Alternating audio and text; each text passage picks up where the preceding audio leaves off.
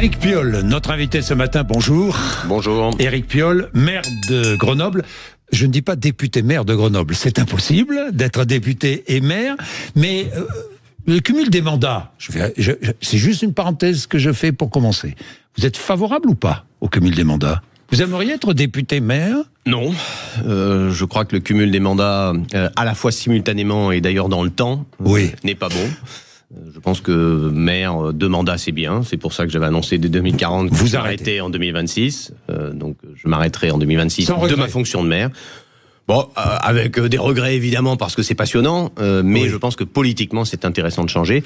Et ce cumul de parlementaires et de maires ou de présidents de département était une calamité. Donc je comprends pas pourquoi le sujet revient sur la table. Personne ne le demande. Hein. Vous allez abandonner la politique, Éric Piolle ? Non, je espère porter ma pierre à la construction d'un édifice collectif qui nous permette aujourd'hui cet espace humaniste, écologiste, de gagner la confiance des Français. En prenant des responsabilités au sein des écologistes ?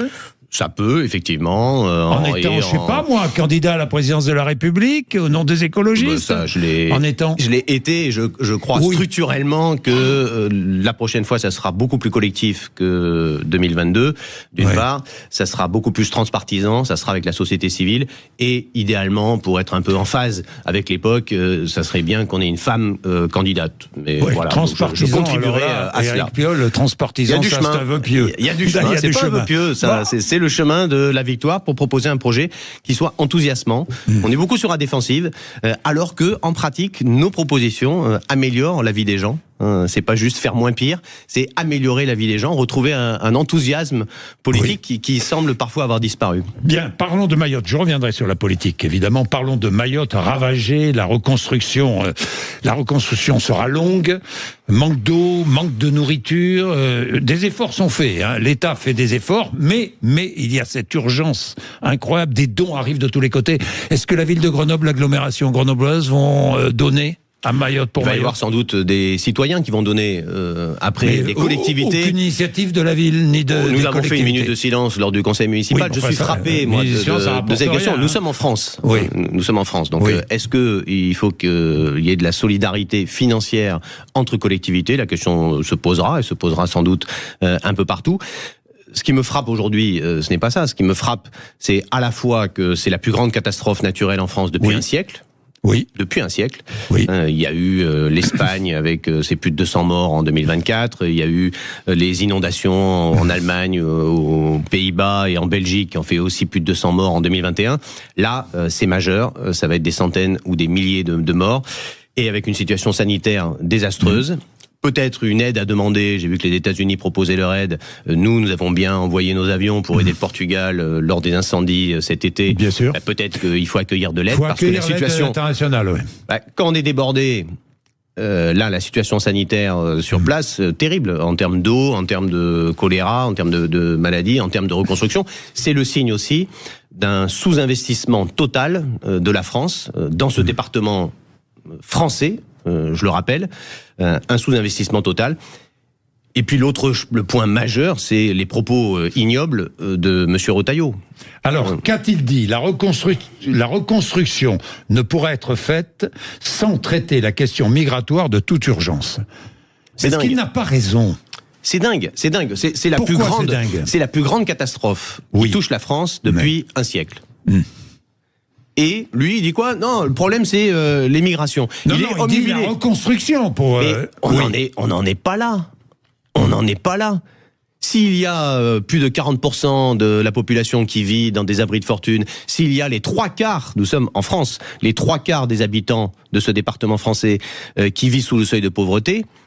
C'est bien par le sous-investissement de la France. C'est pas le problème migratoire qui fait que on manque d'eau. C'est aussi les clandestins, les 100 000 ou 150 000 clandestins qui sont venus. Le recensement est passé de 200 000 en 2012. On a dépassé les 300 000. Ça, c'est bien un recensement de la population française.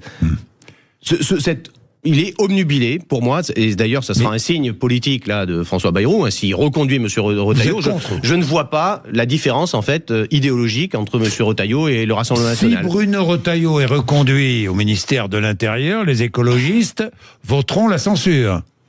Les députés décideront. Je pense que M. Bayrou, il a fait un début qui est, bon, de l'avis de tout le monde, un peu désastreux. C'est dommage, il rêvait de ce poste depuis des années. Là, il va avoir le temps de se poser. Il va faire ses déclarations de politique générale mi-janvier. Donc, il a quelques semaines pour se poser et se remettre en selle de façon plus cohérente. Avec, pour les écologistes, Marine Tondelier, Guillaume Gontard, Cyril Châtelain l'ont dit hier, nos présidents de groupe et notre responsable de parti. Avec des lignes claires pour nous. Donc il ne faut pas qu'il s'enferre, qu'il pave lui-même la censure. Et ben évidemment l'abrogation de la réforme des retraites, évidemment quoi qu'il arrive. La taxe, des taxes sur les plus aisés. Évidemment des lancements de politiques environnementales, mais tout cela, le but n'est pas de bordéliser la France, même si la censure du gouvernement Barnier était nécessaire, évidemment. Elle a bordélisé la France. Mais ce qui a bordélisé la France, c'est la dissolution. Oui, ce qui a bordélisé la censure, c'est la conséquence de la dissolution, non ? Non. Excusez-moi, mais l'impasse dans laquelle nous sommes, c'est l'impasse du président de la République qui, avec une politique qui est au service des puissances de l'argent, au service des plus riches depuis 2017, en fait, envoie la France dans le mur. Il y a une radicalisation des puissances de l'argent. Et je suis d'ailleurs étonné que François Bayrou ait suivi cela, parce que ce n'est pas son histoire. Avant 2017, il n'était pas sur ces puissances de l'argent. Donc, il a opéré un virage. Ça nous met dans le mur. Faudra voir. Ça nous met dans le mur. Ils se radicalisent de plus en plus. Et donc, ils vont jusqu'au bout du système. Ils ont essayé de danser avec le RN. Ça n'a pas fonctionné. Qu'ils reviennent à juste une logique qui est de dire on ne peut pas envoyer la France dans le mur en continuant juste de protéger les plus aisés. C'est bon pour personne. Un mot encore sur ce qu'a dit Bruno Retailleau. Est-ce que ce n'est pas le bon sens ? On ne peut pas reconstruire cette île sans régler la question migratoire. Franchement, ce n'est pas une question de bon sens. C'est le moment. C'est incroyable. En fait, vous avez des milliers de morts. Vous êtes ministre de l'Intérieur, en charge de la situation.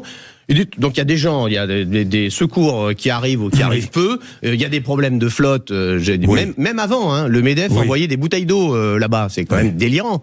Que ce soit les organisations patronales qui disent tiens, on va envoyer des bouteilles d'eau parce que l'État n'est pas capable. Et lui il dit oh attention, en fait c'est les migrants. On en revient à ce que disait il y a 18 mois. Je veux pas le défendre, mais quand même il y a du bon sens dans ce qu'il dit, non ? Non, c'est du pur délire. Pour moi c'est du pur délire. C'est du pur délire. C'est une forme de racisme. C'est quoi le pur délire dans votre esprit ? C'est comme il y a 18 mois, les mots de ce vice-président du conseil départemental de Mayotte qui disait il faudra en tuer quelques-uns pour éviter que les autres viennent. Oui. C'est l'histoire coloniale de la France, Mayotte, 1841, etc. C'est l'histoire coloniale de la France. Il y a un moment, il faut assumer. Il faut assumer. Il faut aussi régler le problème migratoire à Mayotte. Vous êtes d'accord ? Non, je refuse de parler de ça. On est en train de parler. Regardez ce qu'a dit Oxfam. Les plus vulnérables, en fait, sont en train de dérouiller. C'est eux qui ont le moins contribué au réchauffement climatique. Et pourtant, c'est les premières victimes. En France comme ailleurs. Et nous, on dit, oh là, le problème, c'est les migrants. Non, le problème, en fait, c'est les problèmes climatiques que nous avons générés, nous, et les problèmes aujourd'hui, c'est des problèmes sanitaires majeurs sur la plus grande catastrophe qui ait touché la France depuis un siècle. C'est majeur. François Bayrou était à Pau lundi soir. C'est une erreur politique d'être parti à Pau ? Ou pas ? En période de crise, tout le monde s'accorde à penser que oui. Vous avez entendu sa défense. On n'a pas le droit de séparer la province et le cercle des pouvoirs à Paris. Oui, il y a juste une petite hiérarchie dans l'ordre des priorités. Je pense que la France, effectivement, est extrêmement diverse. J'ai fait un tour de France en 2021 lors de ma campagne des primaires. Je continue à voyager partout en France parce que je sens cette aspiration du pays à autre chose. On sent à la fois la colère, mais aussi cette aspiration. Donc, évidemment, la France est partout. Mais je crois évidemment que quand on se voit confier les plus grandes responsabilités dans une période d'extrême crise et de désordre pour le pays, c'est dans cette responsabilité que lui a confiée le président de la République qu'il doit s'investir. Pas de 49.3, pas de censure ? Les députés en décideront, ça dépend quelle ligne rouge il va placer. Mais aujourd'hui, les écologistes ne sont pas dans une logique de bordéliser pour bordéliser. Je crois que le chemin que nous proposons sur les politiques écologistes qui protègent la question sociale, qui protègent les Françaises et les Français, qui protègent notre avenir aussi, et qui sont bonnes pour tout de suite et bonnes pour demain, je pense que c'est l'ordre. Et je pense que le désordre, c'est de continuer ce qui foire depuis 30 ans avec cette accélération. Vous défendez l'ordre. Je pense qu'un pays a besoin d'un peu d'ordre et je pense que le culte des puissances de l'argent, c'est le désordre. Bien, Éric Piolle, un mot sur cet appel, parce que c'est rare, rarissime, appel du patronat et des syndicats de salariés qui disent attention maintenant, finalement ils vous rejoignent. Pas de désordre. Maintenant, il nous faut de la stabilité, parce que ça pèse sur les entreprises, ça pèse sur les investissements des entreprises, ça pèse sur l'emploi, ça pèse sur les négociations salariales. Ils ont raison. Que leur répondez-vous ? Ils ont raison ? Ils ont raison. Nous disons pareil, nous, avec France Urbaine, l'association des maires des grandes villes de France, nous disons, depuis la nomination du gouvernement Barnier, le seul truc qui fonctionne encore dans notre pays, c'est effectivement les collectivités et les intercommunalités. Donc, au lieu de leur couper les pattes en faisant cette ponction de plusieurs milliards, laissons là, n'accentuons pas la récession et laissons ce qui marche fonctionner. Donc, effectivement, nous avons besoin d'un peu de perspective. Et puis, le bazar de la Chambre, en fait, va rester. Il y a 3 blocs. Voilà, le bloc du Nouveau Front Populaire est arrivé en tête, mais le président de la République fait tout sauf la gauche et les écologistes. Donc, c'est son premier leitmotiv. Tout sauf la gauche et les écologistes. Du coup, il ne respecte pas l'esprit, pour moi, de la Ve République. Il aurait dû nommer un Premier ministre du Nouveau Front Populaire. Bon, il y a le bazar, qu'il n'aille pas mettre le bazar ailleurs, là où ça fonctionne. Je rappelle que les collectivités locales, c'est les 3/4 des investissements publics. Mais vous êtes arc-bouté sur la réforme des retraites, pardon, mais les retraites coûtent aux Français 330 ou 360 milliards de déficit depuis 2017.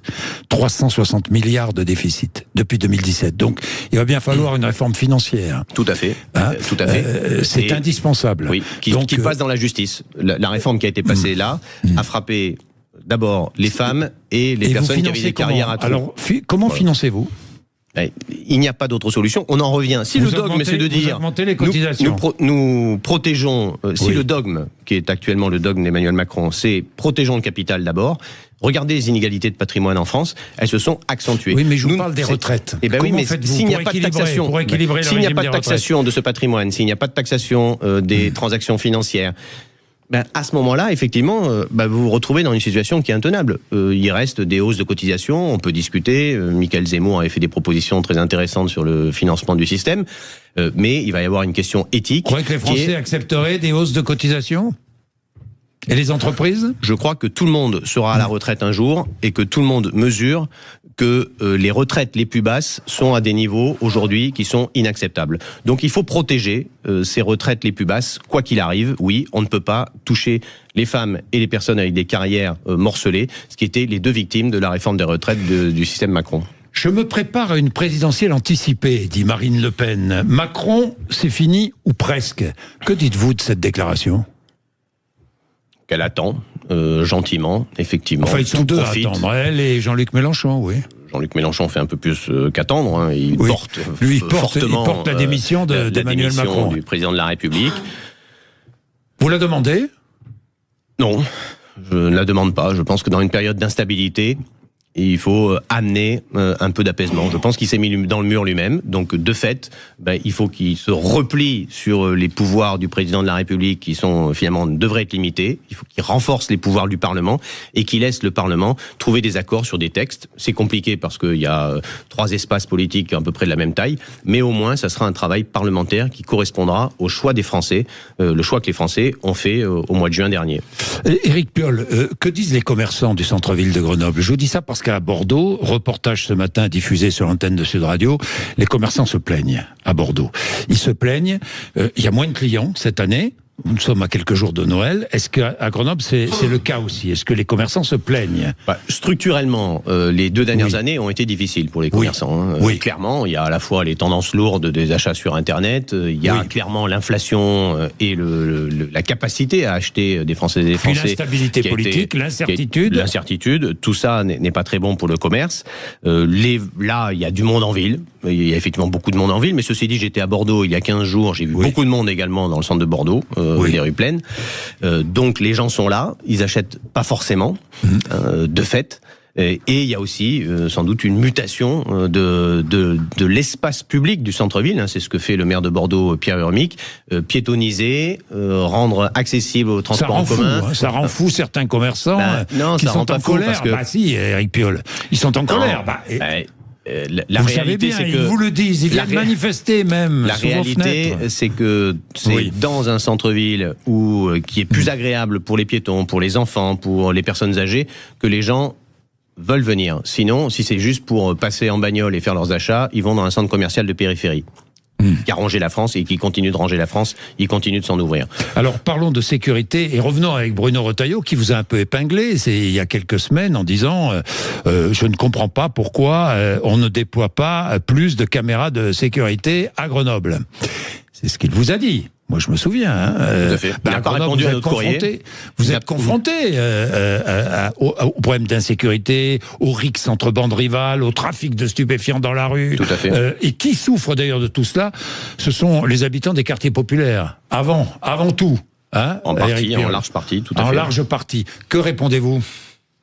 Je lui réponds qu'il faudrait bien de répondre à notre courrier. Nous lui avons demandé des effectifs de police supplémentaires, des effectifs de police judiciaire supplémentaires. Nous avons demandé un choc sur la récidive. Aujourd'hui, plus de 50% de récidive. On passe dans les prisons françaises. En fait, ça génère de nouveaux délinquants, plus durs quand ils sortent que quand ils sont rentrés. Donc notre système global est en échec. Et lui, qui est Premier ministre, qui est en charge de la lutte contre la criminalité, qui est ministre de l'Intérieur, qui est en charge de la lutte contre la criminalité, il dit non, c'est la faute des élus locaux. Bon, c'est du foutage de gueule. Ça sert à quoi ? Mais la sécurité, c'est l'affaire des élus locaux et l'affaire de l'État. On est d'accord. Vous êtes aussi co-responsable de l'insécurité. Nous sommes en charge dans un continuum de sécurité. Nous faisons de la prévention. Nous avons des polices municipales pour la tranquillité publique. Nous faisons du lien. Pas armés chez vous. Ils sont armés de pistolets à impulsion électrique, mais pas d'armes létales, effectivement. Et vous n'allez pas changer ? Non, je ne vais pas changer. Je pense qu'en tant qu'employeur, c'est ça qui correspond aux missions qui leur sont confiées. Et nous travaillons aussi sur le lien police-population. Donc nous faisons ce travail de régulation qui n'est plus fait par la police nationale, non pas parce que les policiers ne veulent pas le faire, mais parce qu'ils n'ont plus les moyens de le faire. Et ça, depuis 2002. Donc il y a un désinvestissement stratégique depuis Sarkozy. Et embaucher des policiers municipaux, depuis Sarkozy, alors. Bon, on en embauche. En permanence, partout en France, on en embauche. Vous regardez les courbes des polices municipales, partout en France, ça augmente. Pourquoi ? Parce que l'État se désengage. Et quand il parle de caméras de vidéosurveillance, en fait, il dit mais juste on va s'attaquer au menu fretin. C'est le menu fretin, c'est ça, il y a ces espèces de guerres commerciales entre réseaux de drogue qui font des victimes toujours plus jeunes, toujours plus sur l'espace public, avec une grande violence. C'est un échec complet. Mais c'est un échec que vous partagez. Échec, les élus locaux. Est-ce que les élus locaux doivent partager l'échec avec l'État ? Non, pas du tout. Vous êtes responsable en rien de nous la sommes sécurité. Engagés dans la sécurité, mais c'est comme si vous disiez la justice en France foire, il y a des délais trop longs, c'est la faute des élus locaux. C'est pareil. La justice et la sécurité sont des missions régaliennes. C'est comme si vous disiez l'éducation nationale foire, il y a trop d'élèves par classe, c'est la faute des élus locaux. Non, ça n'est pas la faute des élus locaux. Ni à Grenoble, ni à Nice, ni à Toulouse, quelle que soit la couleur politique, nous vivons tous les mêmes choses. Nous vivons tous cette emprise du trafic. Nous avons fait une tribune l'année dernière transpartisane pour dire à l'État, vous vous plantez en matière de santé publique. Plus d'un Français sur deux a déjà fumé du cannabis, plus d'un Français sur 20 pour la a déjà pris. Je le rappelle. Oui, parce qu'aujourd'hui, on est en situation d'échec sur la santé, sur la sécurité, sur les moyens de notre police, sur l'image de la République. On est en échec global. Donc, il y a un moment, quand on se plante depuis 20 ans sur la même façon, on ne peut pas se dire, tiens, on va continuer à faire pareil. Donc, il faudrait effectivement un changement de tactique. Et la légalisation peut être un moyen, ça n'est pas la panacée, il n'y a pas de solution miracle, mais peut être un moyen d'aborder frontalement le problème et de traiter aussi les questions de santé publique. Vous dites la sécurité, ne peut pas se faire au détriment de notre liberté. C'est-à-dire ? Oui, de fait, c'est que cette volonté... Veut dire quoi ? Cette volonté de vouloir, là c'est plus des questions d'intelligence artificielle, les débats sur la reconnaissance faciale, tout ça. Contre tout cela ? Je pense qu'une société où vous allez être fliqué, vous, Monsieur Bourdin, vous traversez en dehors des clous, on dira pourquoi c'est pas autorisé, on peut vous reconnaître, pourquoi est-ce qu'on vous verbaliserait pas là ? Et puis on se dit derrière, on parle de sécurité. Aujourd'hui, l'insécurité majeure, elle est en fait dans l'espace privé. 200 000 viols, c'est la question de l'inceste. Donc si on vous dit, bah tiens, il faut mettre des caméras dans l'espace public parce que finalement nous cherchons à juguler le trafic de drogue par ça, ce qui me semble totalement délirant comme raisonnement, mais pourquoi pas. Si nous abordons les questions de sécurité, on dit bah pourquoi pas en fait vous filmez chez vous. Et puis comme ça, si vous dites le même discours qui est de dire si vous êtes innocent, vous ne craignez rien, bah vous pourrez dire aussi chez vous, bah tant que je suis innocent, je crains rien. Et puis jamais il y a une accusation, on pourra vérifier si l'accusation est fondée ou pas. Nous avons un problème donc, là, plus philosophique. De sécurité, plus de moyens sécuritaires. Ça passe par l'humain. Ça passe par l'humain. Par l'humain. Sinon, c'est attentatoire à notre liberté. La démarche, vous savez, en 2014, quand j'ai été élu, je disais, bah, en Chine, il y a déjà la reconnaissance faciale, nous y viendrons naturellement si nous prenons cette pente. On dit, mais non, impossible, en France, nanana, nanana, nanana. Bon, bah, depuis, il y a eu l'expérimentation au Carnaval de Nice, il y a eu la petite expérimentation aux Jeux Olympiques, on dit, tiens, on va prolonger l'expérimentation, et puis nous allons glisser gentiment vers cette reconnaissance faciale, avec quelle cible, là aussi? Qui on va cibler dans cette reconnaissance faciale? Est-ce que c'est vous quand vous jetez votre mégot? Moi, j'arrête des gens en permanence dans la rue. Ils jettent leur mégot, 68 €, ça fait normalement de la verbalisation. J'en arrête. Donc on vous verbalisera automatiquement? C'est cette société-là dont nous voulons aujourd'hui?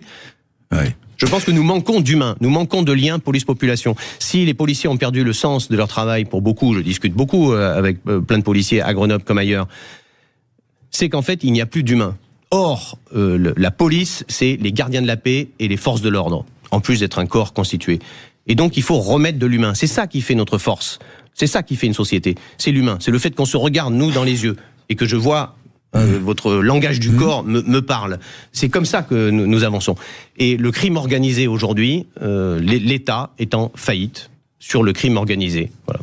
Et nous demandons un plan majeur qui passe aussi par cette lutte contre la récidive. Cette lutte contre la récidive, pour moi, c'est le symbole, ça devrait être le symbole du fait qu'on veut améliorer les choses. Pas juste punir pour punir, et puis après, derrière, on a 2 fois plus de problèmes derrière. Bien, merci Éric Piolle d'être venu nous voir ce matin sur l'antenne de Sud Radio.